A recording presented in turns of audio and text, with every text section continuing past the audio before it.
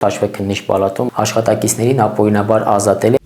վերջիններից միջև քաղաքավոր-սանիկական հարաբերություններ, առանց ծուխ-ինստումակրակ չի լինում, կասկած է առաջանում, ինչի համար է հենց վերաքննիչ քաղաքացիական դատարանում գրեթե բոլոր գործերը մակագրվում Հարություն Ենոքյանի։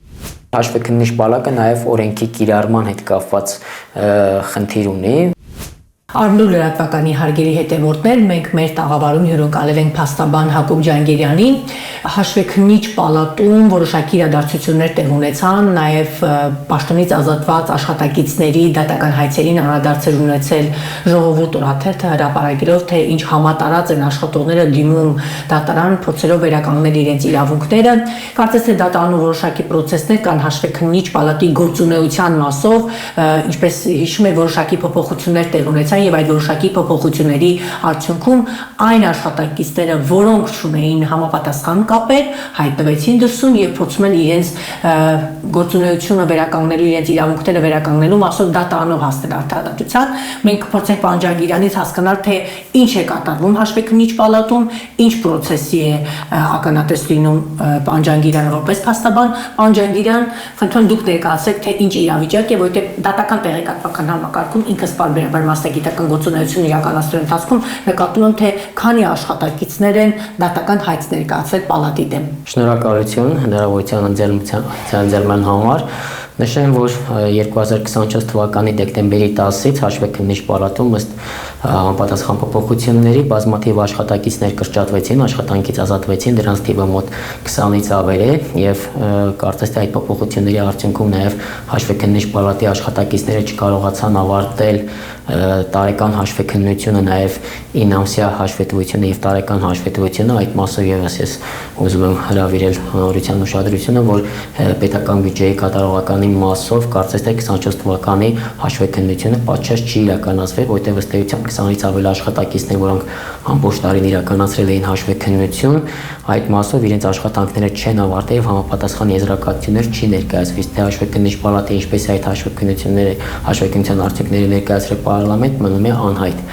20-ից ավել աշխատակիցներ աշխատանքից ազատվել էին, որոնց մի մասը բողոքարկել էր իրենց ազատման հրամանները դատական կարգով, որոնց մի մասի շահերը ներկայացնում դատարաններում եւ արդեն դատարաններում ունենք բավարարված դրական ակտեր, որտեղ հաշվեկննիչ պալատի նախագահ եւ գլխավոր քարտուղար Ատոմ Ջանջուղազյանի, գլխավոր քարտուղար Վազգեն Հարությունյանի արձակած հրամանները ճանաչվել են անվավեր։ Նաեւ ասեմ, որ Ատոմ Ջանջուղազյանը նախկինում հանդիսանալով ֆինանսների նախարար, նույն Վազգեն Հարությունյանով հանդիսանում այս պահին հաշվեկննիչ պալատի գլխավոր քարտուղար, հանդիսացել է նաև ֆինանսների նախարարության գլխավոր քարտուղարը եւ վերջիններից միջև քաղաքավոր-սանիկական հարաբերություններ եւ նույն աշխատելավոճը նաև Ատոմ Ջանջուղազյանը եւ Վազգեն Հարությունյանն իրականացրել նաև ֆիննախում ապօրինաբար բազմաթիվ աշխատակիցներին աշխատանքից ազատելու պայմաններում։ Մենք այս պահին դատարաններով ունենք արդեն բավարարված դատական ակտեր, որոնցով որ անվավեր է ճանաչվել հաշվեկննիչ պալատի նախագահի եւ գլխավոր քարտուղարի արձակած հրամաններ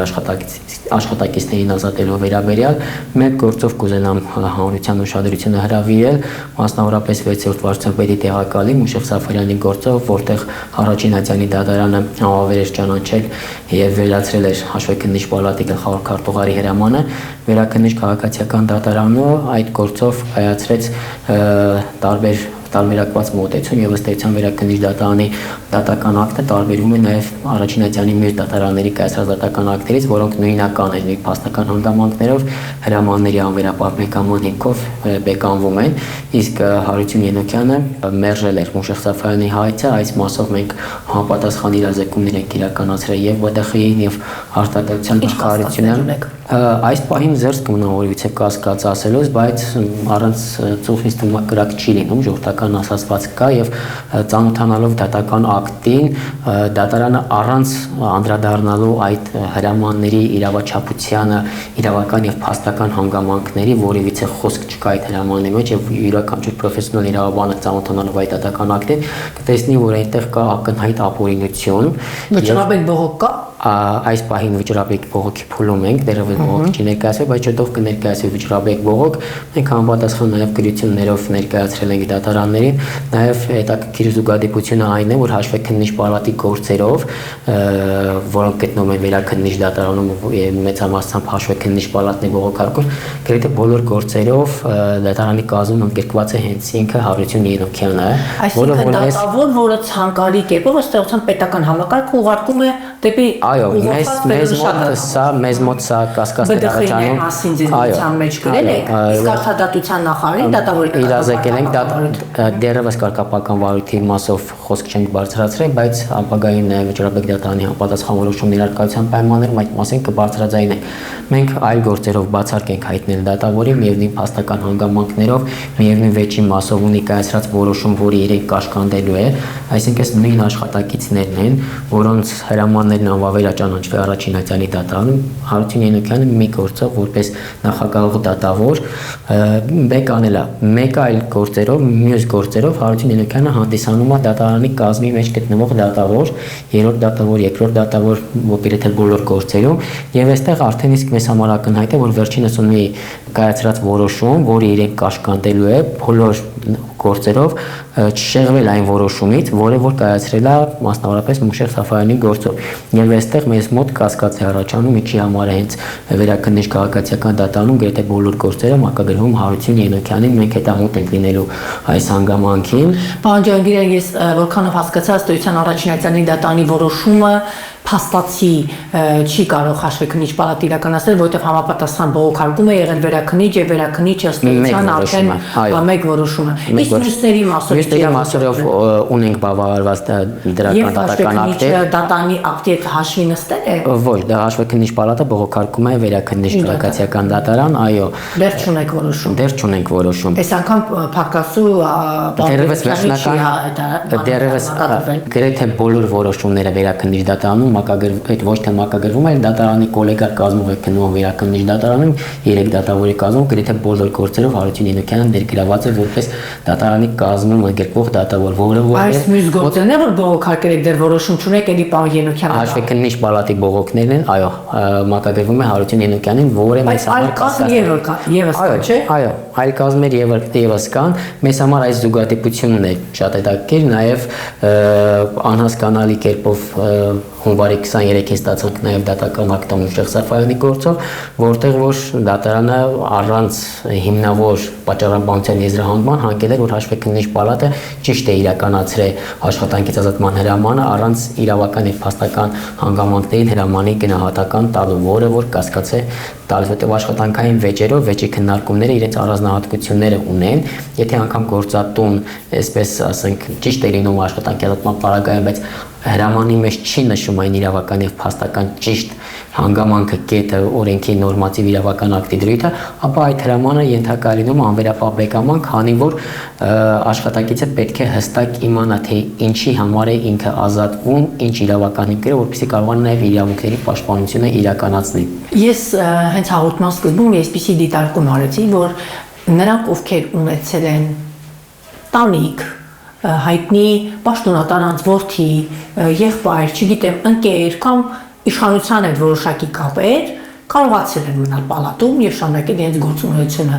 Այն լուրերը, որոնք ըստեյության լրատվամիջոցին հասել, դուք այդ մասով որոշակի տեղեկություն ունեք, պարոն Ջանգիրյան։ Այս մասին այդ մասով որևիցե տեղեկատվություն չունեմ, միայն կարող եմ հստակ ասել, որ հաշվեկնիչ պալատի մասին նոր փոփոխված օրենքի 60-րդ հոդվածը եւ 59-րդ հոդվածն այդ հարցերը կարգավորում եւ հաշվեկնիչ պալատում տեղի ունեցած փոփոխությունները հաշվեկնիչ պալատում ծառայություն իրականացնող աշխատակիցների վրա չէր տարածվում եւ դա տարածվում է 2026-27 թվականից եւ 28 թվականից, այսինքն այն աշխատակիցները, ովքեր շարունակել են հաշվեկնիչ պալատում աշխատել, հաշվեկնություն իրականացնել, պետք է շարունակեին որպես հաշվեկնության ծառայողներ, բայց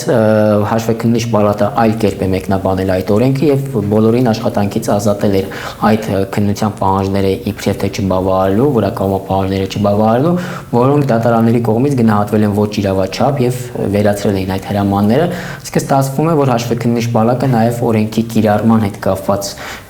խնդիր ունի, որովհետև ըստ էության ճիշտ չի կիրառել այդ օրենքը եւ աշխատակիցներին ապօրինաբար ազատել է, իսկ այն աշխատակիցները, ովքեր մասնակցել են ինչ-որ որակավորման քննությունների դասընթացների, մնում է անհայտ թե ինչ դասընթացի են մասնակցել, ինչ կերպով, ինչ որ արտանիքների համար են շարունակում, որտեղ ըստ էության նախատեսումը այդ իրենց փոփոխություններով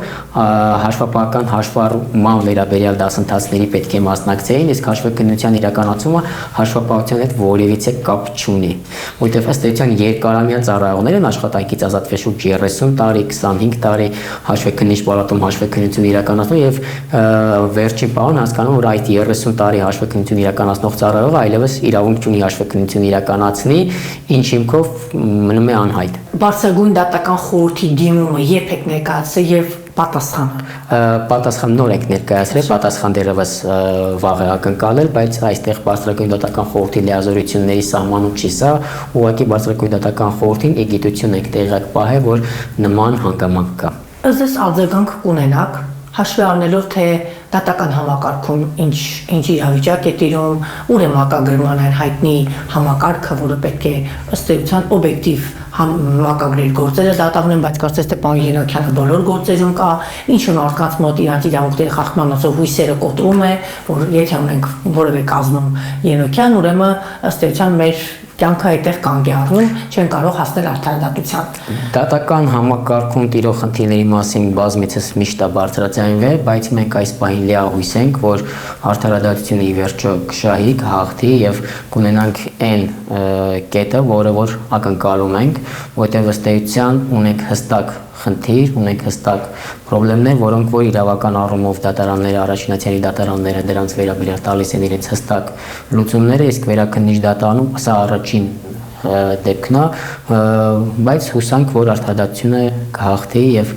չենք շեղվի։ Շատ բարի, մենք ես պահանջարկիրակը հետևենք գործի ընթացքին, հասկանալով արդեն այլ մյուս գործերով վճռաբեկ, երբ որ դիմում կներկայացնեք իշ ճակատագրի կազմանան այդ դիմումը եւ հետագան նաեւ վերաքննիչում հաշվի առնելով արդեն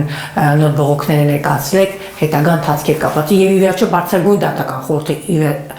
գիտություն կընդունի այն գործընթացը, ինչը տեղի ունենում կոնկրետ դատանի գործունեության մասով։ Շնորհակալ եմ ձեզ, մենք եւս հետեւական կլինենք այս գործի ընթացքին, այլ պարբերաբար ձեզ հետ կապ հաստատելով հասկանալու համար թե մարդկանց խախտված իրավունքները որքանով վերականգնվեցին։